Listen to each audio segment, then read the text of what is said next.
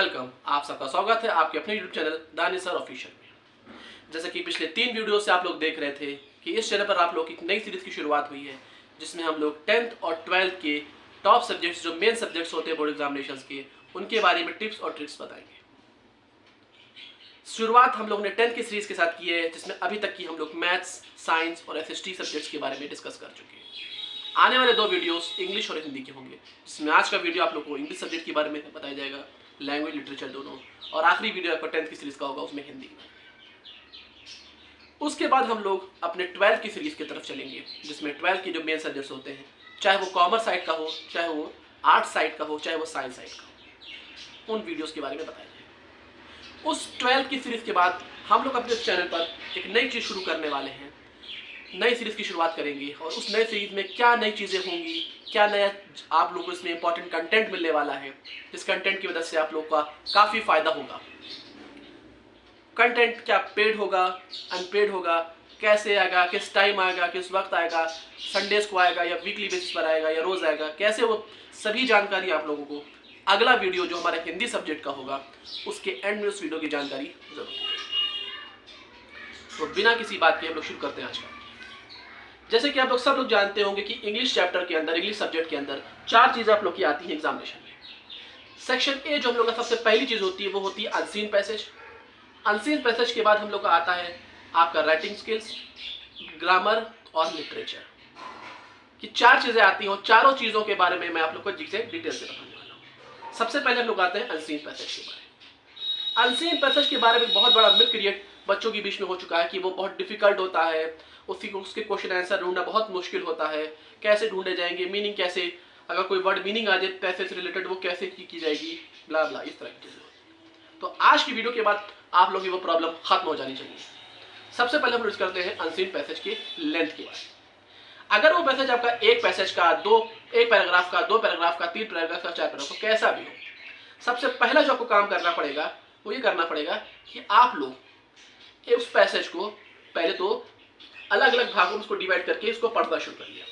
ठीक है। एक चीज़ और, आप ये जानते हैं कि आपको पेपर करने के लिए 3 घंटे का वक्त मिलने वाला है, 2 घंटे का वक्त मिलने वाला है अलग अलग सब्जेक्ट के हिसाब से। तो टाइम का एक बार सबसे पहले तो मैनेजमेंट कर लीजिए। ये सोच लीजिए कि आपको अनसीन पैसेज के लिए कितना टाइम देना है, राइटिंग स्किल्स कितना टाइम देना है, ग्रामर सेक्शन के लिए कितना टाइम देना है, और लिटरेचर सेक्शन के लिए कितना टाइम देना है। सपोज के लिए अगर आपने अपना टाइम मैनेजमेंट कर लिया है, उसके बाद अगर आप लोगों को लगता है कि वर्ड मीनिंग, क्योंकि सबसे ज्यादा प्रॉब्लम क्वेश्चन आंसर से भी ज्यादा प्रॉब्लम जो बच्चों को होती है अनसीन पैसेज में, वो मीनिंग के सेक्शन पे होती है। तो मीनिंग के लिए अगर आप सबसे पहले अक्सर या तो बीच में मैम वर्ड के बाद आपको लाइन नंबर दे देगा, और लाइन नंबर अगर नहीं भी दिया है तो आप बहुत ही आसानी से धीरे धीरे करके लेकिन स्पीड को बना करके पैसेज को पढ़ना शुरू करिए। कोशिश करिए 10 से 12 मिनट के अंदर, बहुत ज्यादा टाइम ना लीजिएगा, और पैसेज पूरा पढ़ लीजिए और दिमाग में पैसेज को अपने छाप लीजिए। ठीक है।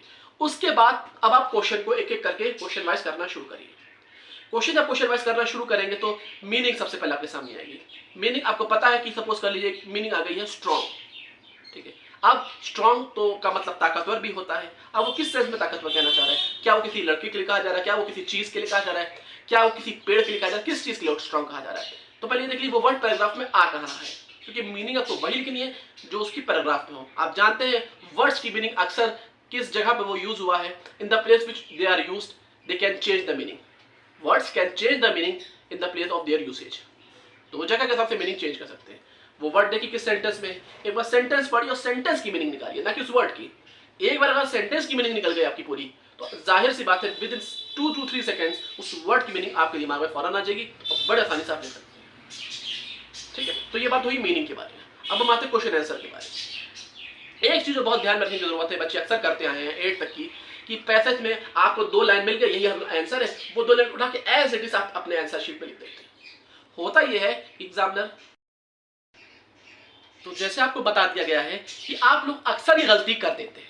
ठीक है। क्योंकि आप लोग आदत वही बनी हुई क्लास 8 तक की आप लोग की कि हमने पैसेज में 2 लाइन देखी, हमें पता है कि वो आंसर है, हमने उतार दिया उसको आंसर शीट पे। तो एग्जामिनर आपके नंबर उसमें काट लेने वाला है। पूरा भले नंबर ना काटे, मानिए 2 नंबर क्वेश्चन आपको 1 या 1.5 नंबर दे देगा, हो सकता हो।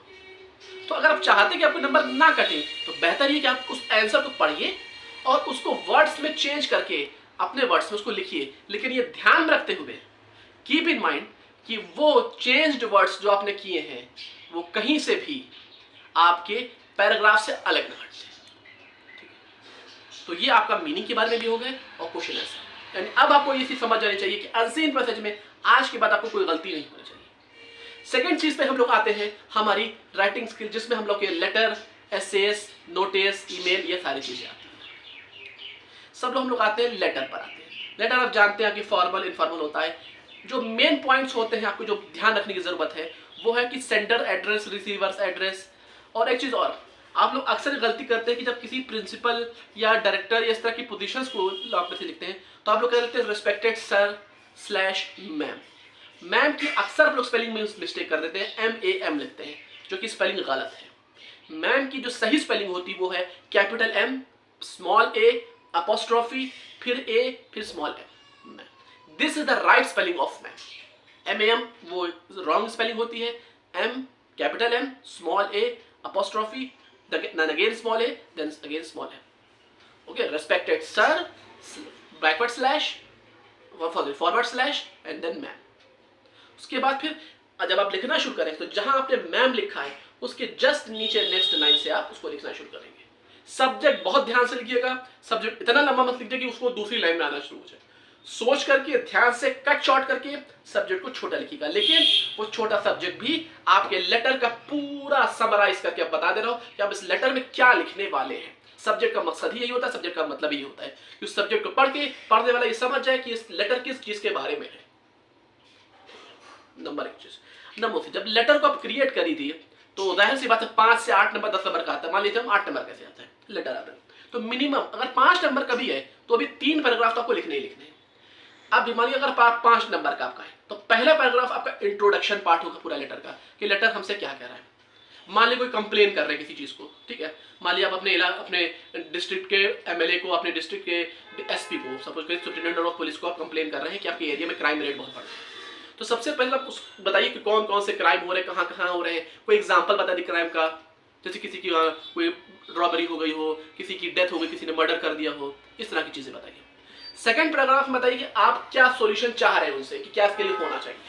और थर्ड पैराग्राफ में उसका कंक्लूडिंग पार्ट कि थैंकिंग करिए कि sir thank you for giving your precious time, और मैं आपसे आशा करता हूँ I would be very grateful if you can to solve my problem. फिर थैंकिंग यू योर्स फेथफुली, अपना पूरा नाम और एड्रेस।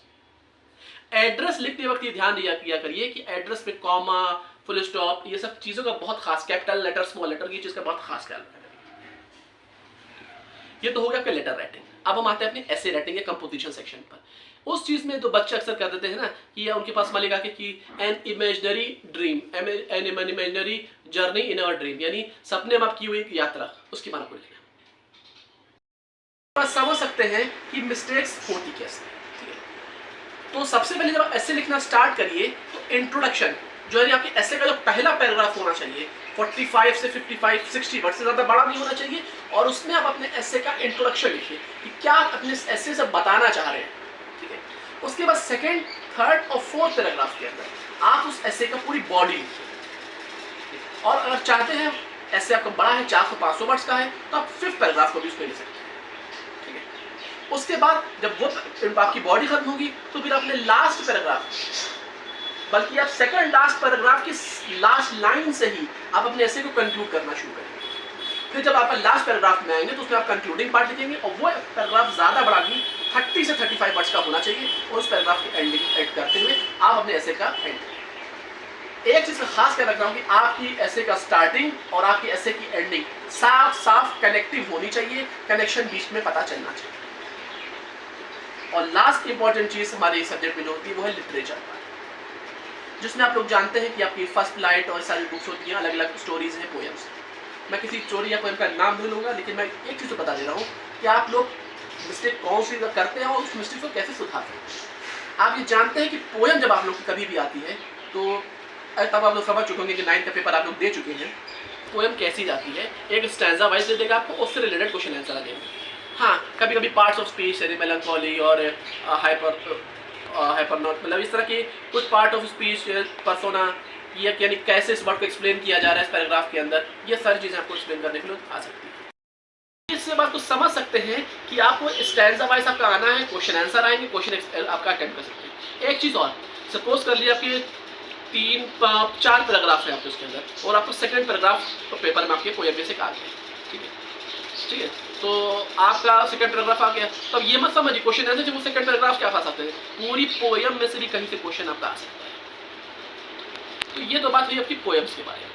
अब हम आते हैं अपने जो रीड पैड होता है, यानी जो क्वेश्चन आंसर सेक्शन होता है जो आपका होता है उसमें भी सेम चीज़, अगर आपके बुक के चैप्टर के जो स्टोरी चैप्टर है तो उसके एंड में कुछ क्वेश्चन आंसर दिए हुए हैं, तो ये मत सोचिए सिर्फ वही क्वेश्चन आप क्या सकते हैं, उन क्वेश्चन आंसर के अलावा भी अलग से क्वेश्चन आंसर बनाने के लिए आपको आ सकते हैं।